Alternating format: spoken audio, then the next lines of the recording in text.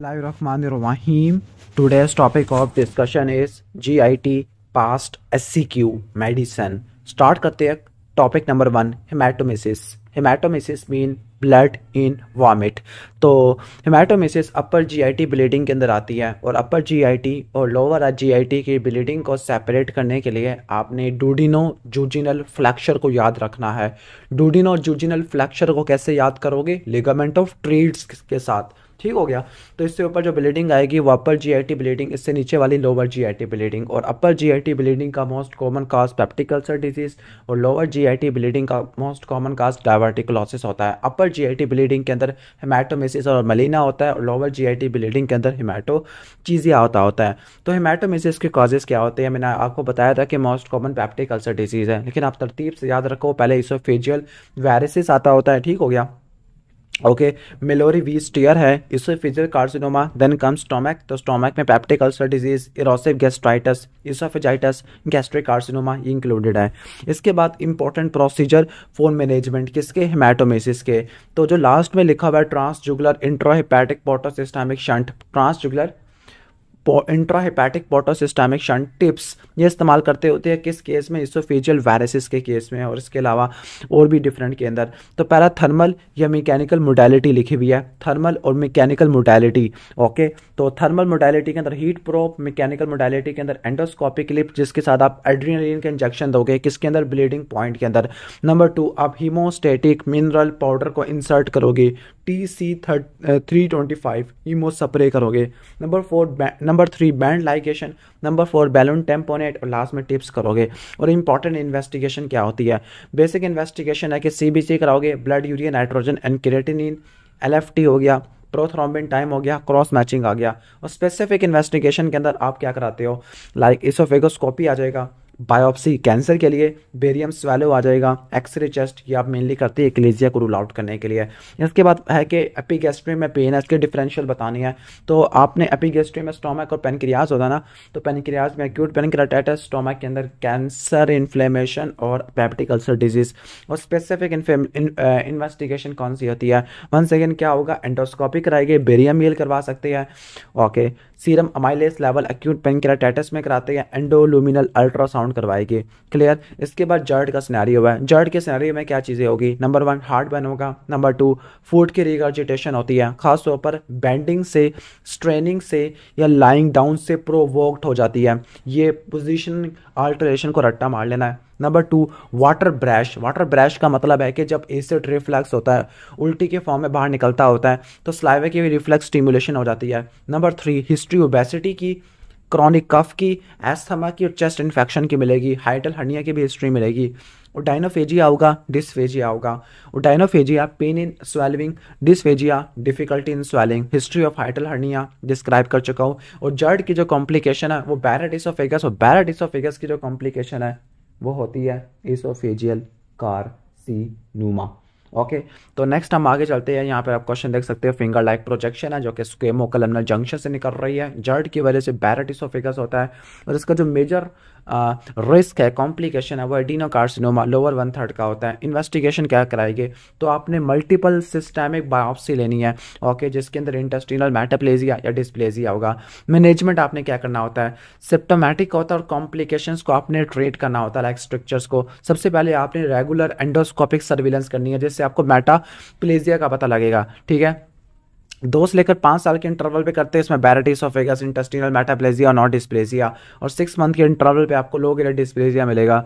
High grade dysplasia अगर है तो आपने इसोफेजेक्टमी करनी होती है और आपने क्या कराना है? एंडोस्कोपिक थेरेपी जिसमें रेडियो फ्रीक्वेंसी एब्लेशन. तो आप इसोफेजेक्टमी और एब्लेशन वाकई आप रेगुलर एंडोस्कोपिक सर्विलेंस कराते होते हैं. ओके. तो what is this diagnosis? Retrosternal pain है, रिफ्लक्स हो रहा है, नाइट टाइम पे होता है, कफ है, तो जर्ड का सिनेरियो है. तो जर्ड के जो ट्रीटमेंट होता है मेडिकल और सर्जिकल है, और सर्जरी भी होता है, लाइफस्टाइल भी आता है. मेडिकल में आपने एंटी एसिड यूज करने हैं, मैग्नीशियम हाइड्रोक्साइड, एल्यूमिनियम हाइड्रोक्साइड है, PPI omeprazole, rabeprazole, histamine H2 receptor antagonist, famotidine, ranitidine. और इसके अलावा जो सर्जरी है इसकी वो एंटी रिफ्लक्स सर्जरी होती है, लैप्रोस्कोपिक फंडोप्लिकेशन है। और जो मेन डेफिनेटिव ट्रीटमेंट है वो इसकी लाइफस्टाइल मॉडिफिकेशन होता है। लाइफस्टाइल मॉडिफिकेशन के अंदर आपने उसके रिस्क फैक्टर को ठीक करना है, लाइक वो ओबेसिटी है तो आपने वेट को रिड्यूस करना है, और आपने क्या करना है, एसिड की प्रोडक्शन को कम कर देना है, कि फैटी स्पाइसी फूड को नहीं लेना, अल्कोहल को कम लेना है, लेट नाइट मील को अवॉइड करना है, स्मोकिंग सिजेशन करनी है, हर चीज़ को अवॉइड करना है, सिर्फ बेड के लेवल को एलिवेट करना है ताकि रिगर्जिटेशन वगैरह ना हो। इसके बाद नेक्स्ट क्वेश्चन की तरफ चलते हैं। मॉर्बिडली ओबीस है, एक रिस्क फैक्टर दिया हुआ है, हार्ट बर्न जड़ हुआ है, हाइटल हर्निया फाउंड हुआ है। तो हाइटल हर्निया के दो टाइप, स्लाइडिंग होता है, रोलिंग होता है। रोलिंग को पैराइसोफेजियल टाइप भी बोलते हैं। What are the complication of GERD? तो जड़ की वजह से बैरेट इसोफेगस और एडिनोकार्सिनोमा हो सकता है। जड़ की वजह से इसोफेगस की इन्फ्लेमेशन हो सकती है, इसोफेजाइटिस कहते हैं। इन्फ्लेमेशन की वजह से अल्सरेशन हो सकती है, अल्सरेशन के बाद स्ट्रक्चर की फॉर्मेशन हो सकती है, गैस्ट्रिक वॉल्वुलस और एनीमिया हो सकता है। ट्रीटमेंट में वंस अगेन जड़ की जो होती है लाइफस्टाइल है, जिसमें आपने वेट को कम करना होता है, एसिडिक स्पाइसी फूड को अवॉइड करना होता है, अल्कोहल को अवॉइड करना होता है, स्मोकिंग सिजेशन को रोकना होता है, लाइट मील को, हैवी वेट लिफ्टिंग को अवॉइड करना है। ठीक हो गया, तो ये चीज़ें आपकी सेम आ जाती है। ओके, तो जड़ के अंदर स्पेसिफिक इन्वेस्टिगेशन क्या आती है? अपर जीआई एंडोस्कोपी आ जाती है। इसके अलावा आपने 24 hour intra oesophageal pH monitoring ये भी आपने करवानी होती है। इसोफेजियल इम्पीडेंस टेस्टिंग है, बेरियम इसोफेगोग्राम और इसोफेगल बायोप्सी। तो आप अपर जीआई एंडोस्कोपी और बायोप्सी को भी रट्टा मार सकते हैं, मेन यही होता है। ट्रीटमेंट में लाइफस्टाइल मॉडिफिकेशन जो आपको ऑलरेडी मैं एक्सप्लेन कर चुका हूँ, सर्जरी में फंडोप्लिकेशन वगैरह आ जाएगा। क्लियर? इसके बाद नेक्स्ट क्वेश्चन है एकलेजिया का। अब बहुत सारे स्टूडेंट एकलेजिया और कैंसर को आप मिक्स कर देते हैं, बल्कि तो आपको पहले बता देता हूँ एकलेजिया और कैंसर में आपको दोनों कैसे डिफरेंशिएट करोगे। एकलेजिया में और कैंसर में, इसोफेजियल कैंसर में, दोनों में क्या होता है, वेट लॉस आपको देखने को मिलता है, प्रोग्रेसिव डिस्फेजिया होता है। ठीक हो गया, ओके। दोनों में रिगर्जिटेशन होती है, अनडाइजेस्टेड फूड के, दोनों के अंदर आपको डिस्फेजिया देखने को मिलता है। लेकिन यहाँ पे मोटिलिटी डिसऑर्डर की वजह से और वहाँ पे ऑब्स्ट्रक्शन की वजह से होता है। एकलेजिया कार्डिया के अंदर क्या होगा, एज 50 से नीचे होती है, जबकि कैंसर की एज 50 से अबव होती है। एकलेजिया कार्डिया का वैसे ऐसे कोई रिस्क फैक्टर नहीं दिया हुआ, लेकिन कैंसर का कोई ना कोई रिस्क फैक्टर दिया जाएगा, लाइक अल्कोहल, स्मोकिंग आ जाएगा। और सबसे इंपॉर्टेंट है कि जो एकलेजिया कार्डिया होता है ना, इसमें जो प्रोग्रेसिव डिस्फेजिया होता है, लिक्विड्स के लिए और सॉलिड्स के लिए, दोनों के लिए होता है। लिक्विड्स के लिए ज़्यादा होता है, लेकिन वहाँ पर ऑब्स्ट्रक्टिव लीजन के अंदर, इसोफेजियल कैंसर के अंदर क्या होता है, डिस्फेजिया सॉलिड्स के लिए ज़्यादा होता है। ठीक हो गया, तो आपने ये देख लेना होता है।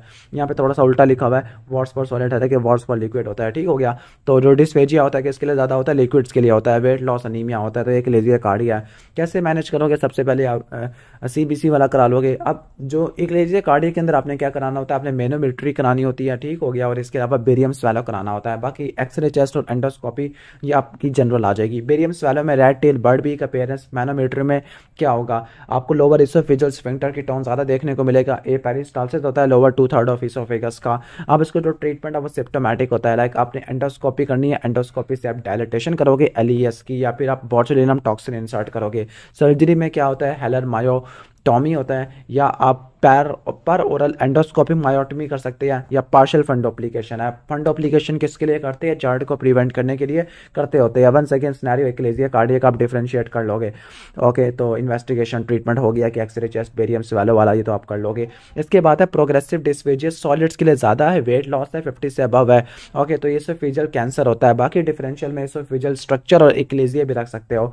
ठीक है, अब इसकी इन्वेस्टिगेशन क्या होती है, तो डायग्नोसिस के लिए आप क्या कराते हैं, कैंसर में आप अपर जीआई एंडोस्कोपी और बायोप्सी कराते हैं। बाकी बेरियम स्वैलो कराओगे, शायद आपको मिल जाएगा रेड टेल अपीयरेंस एकलेजिया कार्डिया के लिए। और ट्रीटमेंट प्लान के अंदर आप क्या कराते हैं कि आप सीटी, थोरैक्स, एब्डोमेन कराते हैं पेट स्कैन के साथ, क्योंकि स्कैंट्री तो नहीं है, अल्ट्रासाउंड और इसोफेजियल मैनोमेट्री है। ट्रीटमेंट क्या होता है, कैंसर के लिए आप क्या कराते हैं, कैंसर के लिए आप सर्जरी कराते होते हैं, एंडोस्कोपिक डायलिटेशन, स्ट्रक्चर के लिए एकलेजिया कार्डिया के लिए करते हैं, सब म्यूकोजल डायसेक्शन भी इसमें करते होते हैं। कैंसर में रेडियोथेरापी, कीमोथेरापी भी कर सकते हैं, लेजर थेरापी भी कर सकते हैं। अब सॉलिड्स के लिए डिस्फेजिया है, क्रॉनिक रेट्रोस्टर्नल पेन है, इमैसिएटेड है। ओके, तो डायग्नोस क्या होगा, ओके, डिफरेंशियल डायग्नोसिस ऑलमोस्ट वही है जो पहले वाले हैं। तो उसके बाद नेक्स्ट क्वेश्चन की तरफ चलते हैं। नेक्स्ट है पेप्टिक अल्सर डिजीज है।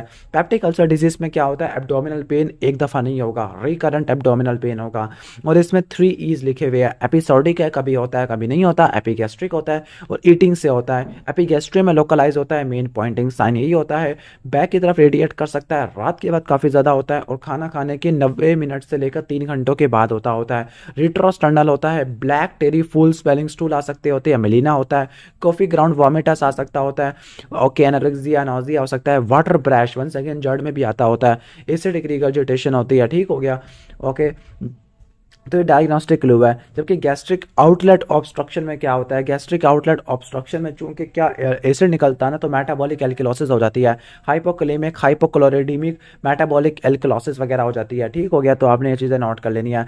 तो बर्निंग इन एपिगैस्ट्रियम है, history of some medication for joint pain है, black tarry foul smelling stool है, तो ये पेप्टिक अल्सर डिजीज को इंडिकेट कर रहा है। और इस केस में क्या है कि इसको जॉइंट का पेन है तो एनसेट यूज करता है, एनसेट की वजह से पेप्टिक अल्सर डिजीज हो सकता है। एनसेट के अलावा एच पायलोरी की वजह से हो सकता है, सिगरेट स्मोकिंग की वजह से हो सकता है, जोलिंगर रायलिसन सिंड्रोम की वजह से हो सकता है, ओके, अल्कोहल या केमिकल्स की वजह से हो सकता है। डिफरेंशियल के अंदर क्या रखने होते हैं, ओके, पेप्टिक अल्सर डिजीज से related acute gastritis, cancer stomach का एक्यूट पेनक्रेटाइटिस है। अब इसके बाद एच पायलोरी को के लिए इन्वेस्टिगेशन कौन कौन सी होती है। अब इसकी इन्वेस्टिगेशन को आपने दो में डिवाइड करना है, इन्वेसिव और नॉन इन्वेसिव है। जो इन्वेसिव है ना, इन्वेसिव, इसमें आपने कोई ना कोई इन्वेजन आपने करनी होती है। नॉन इन्वेसिव में सीरोलॉजी है, इम्यूनोग्लोबुलिन जी को पता लगाती है, यूरिया ब्रेथ टेस्ट है और फीकल एंटीजन टेस्ट आते हैं। जबकि इन्वेसिव टेस्ट में क्या आता है, आपने माइक्रोस्कोपिक एग्जामिनेशन, हिस्टोलॉजी परफॉर्म करनी है, उस बायोप्सी के अंदर आपने रैपिड यूरियस टेस्ट परफॉर्म कराना है और कल्चर परफॉर्म कराना होता है। अब इसका ड्रग्स क्या है, एंटी एसिड यूज करेगी पेप्टिक अल्सर डिजीज के लिए, प्रोटॉन पंप इनहिबिटर H2। अब इसके लिए जो इजाफी है वो साइटोप्रोटेक्टिव एजेंट है, लाइक सुक्रल्फेट आ गया, कोलाइडल बिस्मथ आ गया, माइजोप्रोस्टोल। और एंटीबायोटिक में मैक्रोलाइड पेनिसिलिन है। और रट्टा मार लेना कि clarithromycin, amoxicillin, proton pump inhibitor, ये एच पायलोरी के इन्फेक्शन के लिए हम इस्तेमाल करते होते हैं। इसके अलावा नेक्स्ट क्वेश्चन के अंदर एच पायलोरी के इन्वेसिव और नॉन इन्वेसिव टेस्ट आप ऑलरेडी एक्सप्लेन कर चुका हो कि इन्वेसिव के अंदर कौन कौन से आते हैं, ओके। तो इन्वेसिव में आपका faecal antigen test, urea breath test, serology, और नॉन इन्वेसिव के अंदर, जबकि इन्वेसिव के अंदर आपकी माइक्रोस्कोपिक एग्जामिनेशन, यूरियस कल्चर वगैरह आ जाता होता है, ओके। इसके बाद है कि ट्रिपल थेरेपी वगैरह पूछ रहे हैं, तो ट्रिपल थेरेपी का निमोनिक है कैप, क्लैरिथ्रोमाइसिन, अमोक्सिलिन और proton pump inhibitor. I don't know कि कंसंट्रेशन याद करनी होती है नहीं करनी होती, लेकिन अब देखो कि अमोक्सिलिन के खिलाफ अगर सेंसिटिविटी या हाइपर सेंसिटिविटी है तो मेट्रोनिडाजोल आपने इस्तेमाल करनी होती है, ठीक है। और बाकी डोजेस को देख लो कि 500 को 20 से मल्टीप्लाई किया, वैसे 2 से मल्टीप्लाई किया तो 1000 बनता होता है, क्लियर। बस ये आगे चलते हैं। इसके बाद नेक्स्ट है कि पीरियोडिक एपिगैस्ट्रिक पेन है, बैक की तरफ रेडिएट कर रहा, खाना खाने के बाद होता है, जंक फूड लेने का काफ़ी ज़्यादा आदी है, तो डायग्नोसिस क्या है, पेप्टिक अल्सर डिजीज है। इसके अलावा दो और पॉसिबिलिटी, ओके, तो डिफरेंशियल डायग्नोसिस ऑलरेडी एक्सप्लेन कर चुका हूँ यहाँ पर, कि एक्यूट गैस्ट्राइटिस हो सकता है, कैंसर ऑफ स्टोमक है, पेनक्रियाटाइटिस की वजह से भी पेन बैक की तरफ रेडिएट करता होता है। अब इसकी इन्वेस्टिगेशन क्या कराओगे, नंबर 1 है कि रेडियोग्राफिक बेरियम स्टडी कराओगे आप स्टोमक के अंदर जीआईटी के मसलों को देखने के लिए, अपर जीआई एंडोस्कोपी कराओगे, बायोप्सी लोगे मैलिग्नेंसी को रूल आउट करने के लिए, और एच पायलोरी के टेस्ट करा लोगे। वन सेकेंड, दो तरह के टेस्ट होते हैं, non invasive, invasive. Non invasive में serology, urea breath test, faecal antigen test. Invasive में आपका histology, urease test, rapid urease test and culture PCR आ जाता होता है। मैनेजमेंट के अंदर ऑलमोस्ट वही आते हैं। सबसे पहले जनरल मेजर्स है, जिसके अंदर आपने अल्कोहल को, जो उसके रिस्क फैक्टर है उसको अवॉइड करना है। अल्कोहल, एस्पिरिन, एनसेट, स्मोकिंग है, ओके, और जंक फूड नहीं खानी। बाकी ड्रग्स है, ड्रग्स के अंदर आपको बता चुका हूँ, एंटी एसिड आते हैं, प्रोटॉन पंप इनहिबिटर आता है, H2 रिसेप्टर एंटागोनिस्ट है, और साइटोप्रोटेक्टिव एजेंट है, सुक्रल्फेट हो गया, कोलाइडल बिस्मथ आ गया, माइजोप्रोस्टोल। और एच पायलोरी के लिए स्टैंडर्ड नॉन बिस्मथ ट्रिपल, जिसमें कैप बताया था, क्लैरिथ्रोमाइसिन, अमोक्सिलिन, PPI, ओके। जबकि क्वाड्रपल बिस्मथ थेरेपी के अंदर क्या होता है, इसमें आपका, ओके, तो वैसे आप इसको ट्यूबरकुलस मेनिंजाइटिस से भी रट्टा मार सकते हैं, TBM से, ओके। तो टेट्रासाइक्लिन आ गया, बिस्मथ सबसैलिसाइलेट आ गया, मेट्रोनिडाजोल आ गया, PPI आ गया, हो गया, ठीक है। 10 से लेकर 14 दिन तक देते होते हैं। इसके बाद है कि अगर एनसेड इंड्यूस गैस्ट्राइटिस है तो PPI और COX-2 हम यूज़ कर सकते हैं। और अगर कॉम्प्लिकेटेड है, कॉम्प्लिकेशन का मतलब है हैमरेज, ऑब्स्ट्रक्शन, परफोरेशन आ गया है, तो आप इसमें सर्जरी करते होते हैं। अब गैस्ट्रिक अल्सर है या ड्यूटिनल अल्सर है, ड्यूटिनल अल्सर ज़्यादा कॉमन होते हैं। गैस्ट्रिक अल्सर के अंदर आप पार्शियल गैस्ट्रेक्टमी करोगे प्लस बिलरोथ 1 एनास्टोमोसिस, या फिर आप बिलरोथ 2 रिकॉन्स्ट्रक्शन भी करा सकते हैं। ड्यूटिनल के अंदर वैगोटमी के साथ ड्रेनेज और एंट्रैक्टमी परफॉर्म करनी होती है। इसके बाद नेक्स्ट है कि पेनफुल ऑस्टियोआर्थराइटिस का पेशेंट है, ओके, ओबीज है, रिस्क फैक्टर वगैरह दिए हुए हैं इसके, तो ये क्या होता है, ओके। और वोमिट केस ने ब्लैकिश मटीरियल का, तो हेमाटोमेसिस का मोस्ट कॉमन काज क्या है, ओके। तो एनसेट की वजह से गैस्ट्राइटिस हुआ, गैस्ट्राइटिस की वजह से पेप्टिक अल्सर डिजीज, और पेप्टिक अल्सर डिजीज की वजह से कॉफी कलर्ड जो होता है वोमिटस आता होता है। अब इसकी इन्वेस्टिगेशन क्या होती है, नंबर 1 है कि आपने अपर जीआई एंडोस्कोपी बायोप्सी लेनी होती है ताकि आप रूल आउट करो मैलिग्नेंसी को, एच पायलोरी को। इसके अलावा आपने एंडोस्कोपिक एग्जामिनेशन, अल्ट्रासाउंड कराना है, बेरियम स्टडी करानी है। और ड्रग ट्रीटमेंट ऑलरेडी रट्टा मार लो, एंटीएसिड होता है, प्रोटॉन पंप इनहिबिटर होता है, हिस्टामिन रिसेप्टर 2 ब्लॉकर होता है, साइटोप्रोटेक्टिव और कॉक्स-2 एनसेड आपका आ जाएगा। इसके बाद once again recurrent epigastric pain है, ब्लड प्रेशर कम हुआ हुआ है, मैसिव हेमाटोमेसिस है। तो डायग्नोसिस क्या है, पेप्टिक अल्सर डिजीज, जिसकी वजह से हाइपोवोलेमिक शॉक हो गया क्योंकि फीचर टैकीकार्डिया, ब्लड प्रेशर कम हुआ हुआ है, ठीक हो गया। तो इसका मैनेजमेंट क्या है, सबसे पहले आपने शॉक को ठीक करना है, एबीसी में स्टेबलाइज किया, हीमोडायनेमिक पैरामीटर को स्टेबलाइज किया, आईवी लाइन लगाई और आपने ब्लड से रिप्लेस कर दिया। अगर परफोरेटेड पैप्टिक अल्सर है, ओके, तो इसका ट्रीटमेंट क्या होता है, वंस अगेन बता दिया है कि अगर गैस्ट्रिक अल्सर है तो इसमें क्या करते होते हैं, इसमें पार्शियल गैस्ट्रेक्टमी विद बिलरोथ अनास्टोमोसिस कराते हैं, और डूडिनम में क्या करते हैं, वेगोटमी करते हैं और ईडी करते हैं, ड्रेनेज एंड एंट्रैक्टमी करते होते हैं, ओके।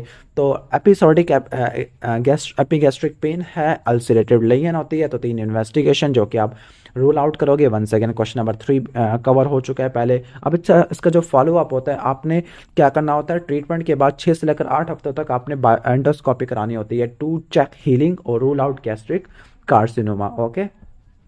तो इन्वेस्टिगेशन ऑलमोस्ट और ट्रीटमेंट भी ऑलमोस्ट कवर हो चुका है। इसके बाद नेक्स्ट है कि ग्रोसरी शॉप पे गया, नॉजिया, एब्डोमिनल पेन, वॉमिटिंग है, डिहाइड्रेटेड है, सक्सेशन स्प्लैश वाज हियर, ये आपने मेडिसिन के अंदर पढ़ा होगा। और आप ये देखो कि बहुत ज़्यादा वॉमिटिंग हुई, जिसकी वजह से क्या होता है कि हाइपोकलीमिक मेटाबॉलिक एल्कलासिस हो जाता होता है, क्लियर। तो इसका डायग्नोसिस क्या है, most common gastric outlet obstruction है, पेप्टिक अल्सर डिजीज नहीं है। इसमें once again upper GI endoscopy कराते होते हैं, बेरियम मील कराया और एक्सरे एब्डोमेन कराया। अब वॉमिटिंग है तो वॉमिटिंग को कैसे मैनेज करेगी, आईवी फ्लूइड देते हैं, एंटी एमेटिक देते होते हैं, इलेक्ट्रोलाइट को आपने रिप्लेस करना होता है, एनजी ट्यूब से सब करेंगे गैस्ट्रिक फ्लूइड को, एसिड रिडक्शन थेरेपी है।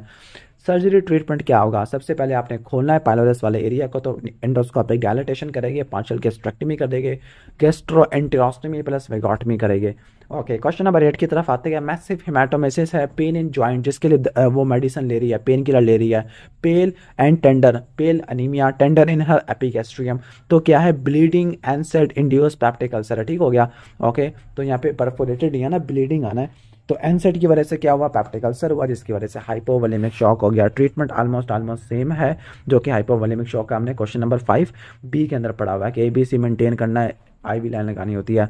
इसके बाद क्वेश्चन नंबर 9 की तरफ आ जाते हैं। तो क्वेश्चन नंबर 9 के अंदर आप आओ तो उसमें क्या पॉजिटिव फाइंडिंग आपको मिलेगी, क्रॉनिक डिस्पेप्सिया है, पेन किलर से उसका टेम्परेरी रिलीफ हो रहा है, एपिगैस्ट्रिक पेन है, हाइपोक्रोमिक माइक्रोसिटिक है, अल्सर फर्स्ट पार्ट डूडिनम में है, तो ये डूडिनल अल्सर है caused by H pylori infection, okay. तो how will you confirm your diagnosis, तो इन्वेस्टिगेशन आपने एच पायलोरी की लिखनी है, नॉन इन्वेसिव और invasive, and how will you manage her, okay. तो मैनेजमेंट आपने क्या लिखनी है, एच पायलोरी के रेजिमेंट लिखनी है। 2 तरह के रेजिमेंट होते हैं, नॉन बिस्मथ और बिस्मथ। नॉन बिस्मथ में कैलेरिथ्रोमाइसिन, अमोक्सिलिन आ जाएगा, प्रोटॉन पंप इनहिबिटर आ जाएगा, और इसके अलावा अगर अमोक्सिलिन से रेजिस्टेंस है या हाइपर सेंसिटिविटी है तो आप क्या इस्तेमाल करोगे, आप इस्तेमाल करोगे मेट्रोनिडाजोल। इसके अलावा दूसरे के अंदर आपने क्या, आपको मैंने क्या बताया था, ट्यूबरकुलस बैक्टीरियल मेनिंजाइटिस जिसमें टेट्रासाइक्लिन था, इसमें आपका ओके बिस्मथ था जिसके अंदर आपका मेट्रोनिडाजोल था, प्रोटॉन पंप इनहिबिटर था। तो आप आ जाते हैं सिलियक डिजीज के अंदर।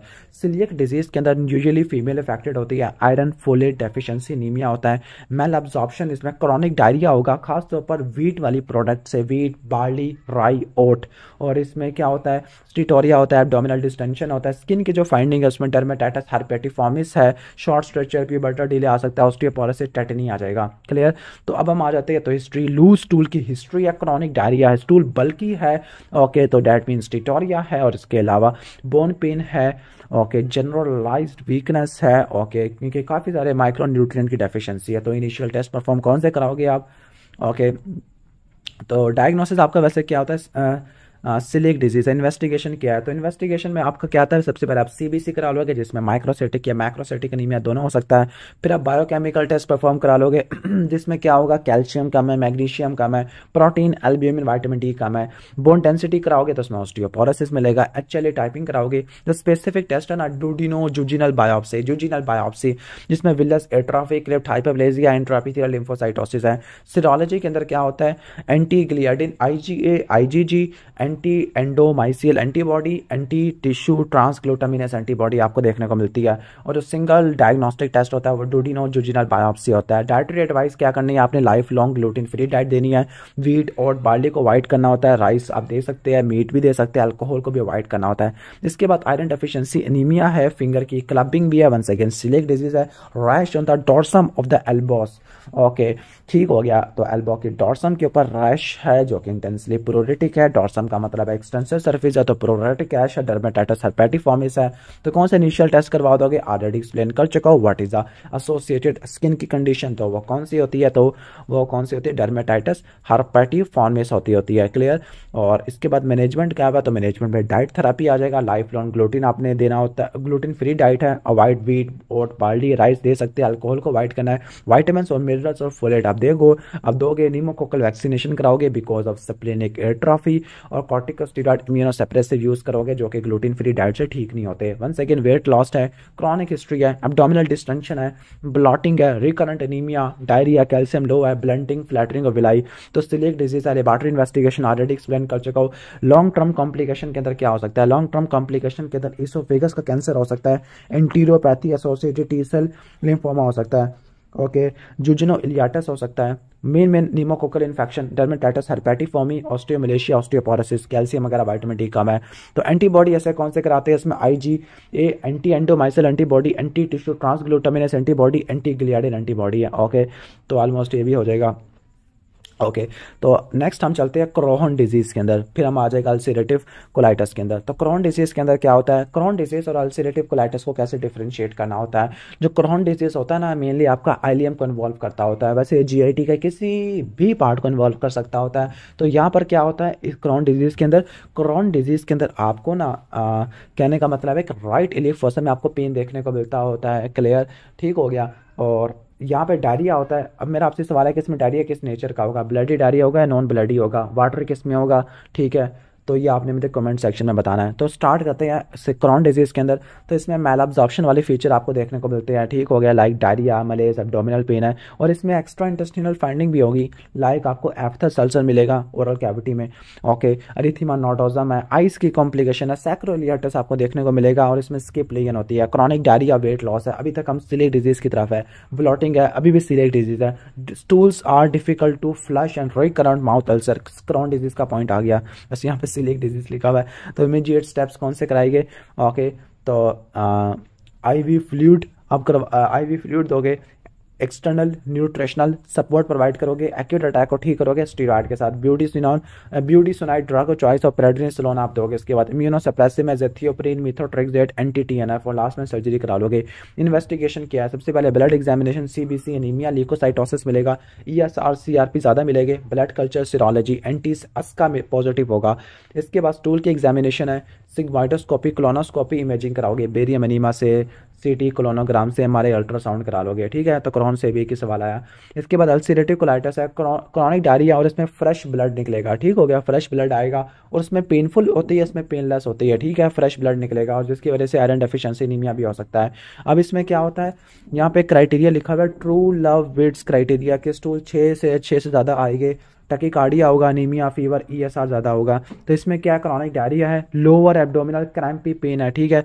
ओके म्यूकस और ब्लड भी आपको देखने को मिल रहा है। ओके ठीक हो गया, बाकी सब चीज़ ऑलमोस्ट नॉर्मल है। तो अच्छा नहीं, नॉर्मल नहीं है, ALT ST का लेवल बढ़ा हुआ है, डेट मीन के कोई लीवर के कोई प्रॉब्लम आ गई है। मैंने कहा था कि इसमें एक्स्ट्रा इंटेस्टिनल मैनिफेस्टेशन भी आती होती है।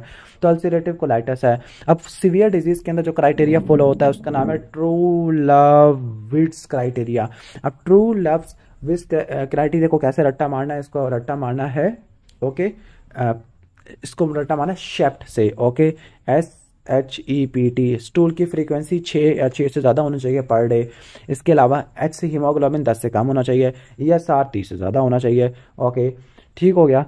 तो P से पल्स आपको 90 से ज़्यादा मिलनी चाहिए, टेम्परेचर आपका 37 से ज़्यादा मिलना चाहिए, ओके। तो अब इसकी फार्माकोलॉजिकल ड्रग्स कौन सी होती है, इम्यूनोसप्रेसिव और एंटी इन्फ्लेमेटरी ड्रग्स है, ओके। किसकी अल्सरेटिव कोलाइटिस की, इसमें माइनस सैलिसिलिक एसिड इस्तेमाल करते हैं, सल्फासालाजीन आ गया, ऊसालाजीन आ गया, ग्लूकोकॉर्टिकॉइड, प्रेडनिसोलोन, हाइड्रोकॉर्टिसोन देते हैं, thiopurine, azathioprine, mercaptopurine, methotrexate, cyclosporine, anti TNF antibody, anti alpha 4 beta 7 integrin देते हैं, एंटी डायरल एजेंट में लोप्रामाइड को फिनॉक्सलेट देते हैं, एंटीबायोटिक थेरेपी देते होते हैं, ओके, अब इसकी मैनेजमेंट में इन्वेस्टिगेशन है। वन सेकेंड, ब्लड एग्जामिनेशन में सीबीसी, ईएसआर, सीआरपी ज़्यादा मिलेगा।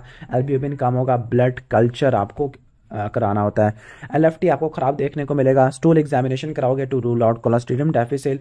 सिग्माइटोस्कोपी कराओगे, कोलोनोस्कोपी कराओगे, क्रोमो एंडोस्कोपी, बायोप्सी और अपर लोअर जीआई एंडोस्कोपी करा लोगे। इमेजिंग के अंदर plain abdominal X ray, contrast imaging by barium enema आ जाएगा। सीटी, कोलोनोग्राम और अल्ट्रासाउंड आ जाएगा।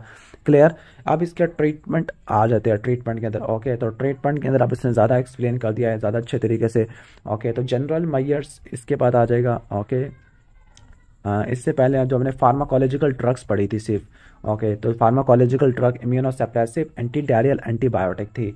अब यहाँ पर ट्रीटमेंट को ऐसे लेकर चल रहा है। जनरल मेजर्स है जिसमें एंटीबायोटिक दे दिया, डिहाइड्रेशन को, इलेक्ट्रोलाइट को ठीक किया है, anti spasmodic, anti diarrhoeal drug दिया है। माइल्ड डिजीज तो माइनोसैलिसाइलिक एसिड इस्तेमाल करेंगे या प्रेडनिसोलोन या स्टूल सॉफ्टनर। मॉडरेट और सीवियर डिजीज है तो इसमें साइक्लोस्पोरिन प्लस प्रेडनिसोलोन देंगे इंडक्शन से। मेंटेनेंस में माइनोसैलिसाइलिक एसिड, एंटी टीएनएफ, थायोपिरिन है।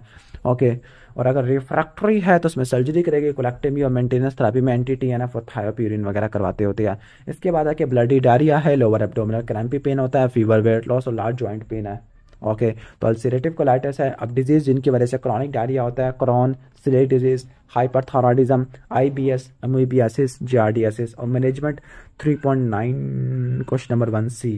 ओके, यानी इसी की बात कर रहा है ट्रीटमेंट में। जनरल मेजर्स, माइल्ड में आप aminosalicylic acid plus stool softener use करते हैं। मॉडरेट में साइक्लोस्पोरिन और प्रेडनिसोलोन से स्टार्ट किया, मेंटेन उससे किया। अदर्स में विटामिन डी सप्लीमेंटेशन। और अगर ठीक नहीं हो रहा तो सर्जरी, कोलेक्टेमी करेगी या एंटी टीएनएफ से काम चला लोगे आप। ओके, तो इसके बाद नेक्स्ट हम आ जाते हैं डायरिया। अच्छा, ये बात नोट करना है कि अल्सरेटिव कोलाइटिस के सिनेरियो रिलेटिवली ज़्यादा आ रहे हैं as compare to Crohn disease.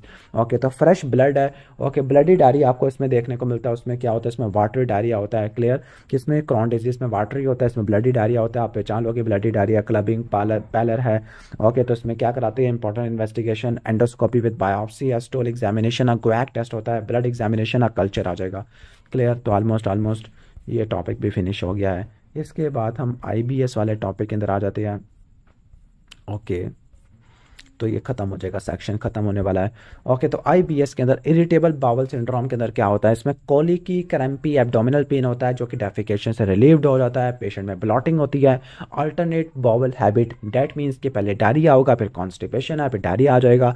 Mucus पास होगा लेकिन ब्लीडिंग इसमें नहीं होगी। कैरेक्टरिस्टिक फीचर है गैस्ट्रोकॉलिक रिफ्लेक्स ज़्यादा हो जाएगा, मतलब जैसे स्टोमक में फूड आती है, कोलोन का एक्टिवेशन आपको देखने को मिलता है। क्लियर, इसके अलावा कैरोटिक बाउल हैबिट है कि जो फ्रीक्वेंसी ऑफ डेफिकेशन है वो क्लस्टरिंग इन मॉर्निंग है, कि जिसको बोलते हैं चैंपियन बॉटल इफेक्ट। पता नहीं मैं इसको कैसे एक्सप्लेन करूंगा, इसको छोड़ देते हैं। अब सबसे पहले चलते हैं on end of diarrhoea. Alternate diarrhoea है, 4 से 5 लूज स्टूल पास कर रहा है जिसमें ब्लड और म्यूकस वगैरह नहीं है, ये कीवर्ड है। एब्डोमिनल पेन है जो कि रिलीव्ड हो जाता है आफ्टर पासिंग स्टूल है, और वेट लॉस भी हो गया इसका। तो डायग्नोसिस के आईबीएस है, डायरिया प्रीडोमिनेंट है। अब इसकी इन्वेस्टिगेशन के अंदर एक क्राइटेरिया है जिसका नाम है रोम 3 क्राइटेरिया। तो इसमें रिकरेंट एब्डोमिनल पेन या डिस्कम्फर्ट चाहिए, एटलीस्ट 3 दिन चाहिए पर मंथ, लास्ट 3 मंथ में। और आपको और क्या चाहिए, डेफिकेशन से ठीक हो जाना चाहिए। ओके, ऑनसेट इसका चेंजेस इन फ्रीक्वेंसी के साथ होना चाहिए, और जो ऑनसेट है वो स्टूल की अपीयरेंस के साथ आना चाहिए। ठीक हो गया, तो यानी फ्रीक्वेंसी चेंज हुई, स्टूल की फॉर्म चेंज हुई है, डेफिकेशन से ठीक हो जाता है। बाकी सीबीसी कराओगे आप। ओके, फीकल कैल्प्रोटैक्टिन आ जाएगा। सिग्माइडोस्कोपी, कोलोनोस्कोपी कराओगे, बेरियम एनीमा फॉलोअप कराओगे, लोअर जीआई एंडोस्कोपी कराओगे। ट्रीटमेंट में रिएश्योरेंस है, काउंसलिंग कराते हैं। डाइटरी मॉडिफिकेशन में लो फूड मैप डाइट है, वीट और डेयरी प्रोडक्ट को आपने निकाल देना है, ग्लूटेन फ्री कर देना है, अल्कोहल को, लैक्टोज को भी निकाल देना होता है। रेगुलर ईटिंग करनी है, मील्स को स्किप नहीं करना। स्पेसिफिक में अगर डायरिया प्रीडोमिनेंट है तो आपने क्या करना है, आपने लेग्यूम्स को अवॉइड करना होता है। एंटी डायरियल ड्रग में लोप्रामाइड, कोर्डिन आ जाएगा, ओपियाइड वाली है। सेरोटोनिन एंटागोनिस्ट में एलोसेट्रॉन, ओडेंसेट्रॉन है। एंटीबायोटिक में रिफाक्सिमिन है, टीसी है। अगर पेन एंड ब्लॉटिंग है तो एंटी स्पाज्मोलिटिक ड्रग यूज़ करते हैं। और साइकोलॉजिकल इंटरवेंशन के अंदर आपने कॉग्निटिव बिहेवियर थेरापी का डायरेक्टेड बिहेवियर थेरापी आ जाएगा। रिकरेंट एब्डोमिनल पेन है, फुलनेस है with increase number of stool है, और उसकी जो पेन है improves after defecation and her symptom, यानी इसको जो पेन है डेफिकेशन से ठीक हो जाता है और सिम्टम वर्सन हो जाते हैं जब उसका कोई इशू था, मतलब मेंटल इशू, साइकोलॉजिकल इशू की वजह से हो सकता है। तो आईबीएस डायरिया प्रीडोमिनेंट है। अब इसके अलार्मिंग फीचर क्या होते हैं, 50 साल से ऊपर या मेल जेंडर हो, वेट लॉस या रात के वक्त सिप्टम है, फैमिली हिस्ट्री, कोलोन कैंसर की एनीमिया और आ जाएगा। Drugs to reduce stool frequency यानी एंटी डायरियल ड्रग, तो लोप्रामाइड, कोडीन, कोलिस्ट्राइमिन वगैरह लिखा हुआ है यहाँ पर। इसके बाद एक रिकरेंट एब्डोमिनल पेन, ब्लॉटिंग है, 1 सेकेंड क्या है कि अल्टरनेट डेज पे होती है, तो ये क्या आ जाएगा, इरिटेबल बाउल सिंड्रोम। लेकिन यहाँ पे कॉन्स्टिपेशन प्रीडोमिनेंट है। अलार्मिंग फीचर ऑलरेडी एक्सप्लेन कर चुका हूँ कि एज अगर 50 साल से ऊपर है, मेल जेंडर है, वेट लॉस है, नॉक्टर्नल सिप्टम है, फैमिली हिस्ट्री, कोलोन कैंसर की एनीमिया, रेक्टल ब्लीडिंग है। और इसके लिए फर्स्ट लाइन थेरेपी है। कॉन्स्टिपेशन के अंदर आप क्या करना है, बल्क लेग्जेटिव यूज़ करना है, इसफगोल हो गया, ऑस्मोटिक लेग्जेटिव, लैक्टोलॉस है, इसके अलावा लिनाक्लोटाइड है। और पेन और ब्लॉटिंग को ठीक करने के लिए एंटी स्पाज्मोलिटिक, जिसमें आपका हायोसिन है, पेपरमिंट है। सेकंड लाइन में आपका लिनाक्लोटाइड, लोबिप्रोस्टोन आ जाएगा। ये सर आपने फार्मा में पढ़ा था। Okay, crampy abdominal pain, relief by defecation. Okay, loose stool 3 से लेकर 4 एपिसोड आती है।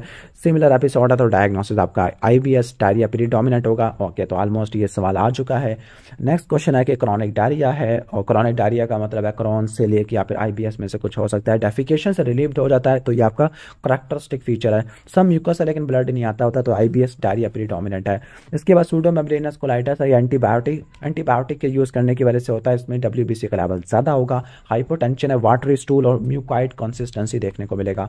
तो इस क्वेश्चन की तरफ आ जाते हैं। हाई ग्रेड फीवर है, एब्डोमिनल क्रैम्प और लूज स्टूल है। लूज स्टूल में क्या है, ब्लड है 2 दिन से, डिसयूरिया है, और एंटीबायोटिक की कोई ना कोई हिस्ट्री दी होगी 8 हफ्तों से या 3-4 महीनों से। ओके, तो ये सूडोमेम्ब्रेनस कोलाइटिस है जो कि कोलोस्ट्रीडियम डिफिसिल की वजह से होता है। इन्वेस्टिगेशन में सीबीसी कराओगे, ल्यूकोसाइटोसिस है। एंजाइम इम्यूनोएस्से कराओगे तो इसमें कोलोस्ट्रीडियम डिफिसिल के ग्लूटामेट डिहाइड्रोजिनेस और टॉक्सिन ए भी मिलेगा। पीसीआर कराओगे, स्टूल कल्चर कराओगे, सिग्माइडोस्कोपी, कोलोनोस्कोपी, बायोप्सी कराओगे। ट्रीटमेंट में क्या, आपने ड्रग्स को भी ट्राई करना होता है, आपने ओरल आईवी फ्लूइड्स देनी है, प्रोबायोटिक थेरेपी देनी है, फीकल माइक्रोबायोटा ट्रांसप्लांटेशन और कोलेक्टमी वगैरह करनी है सीवियर केसेस में।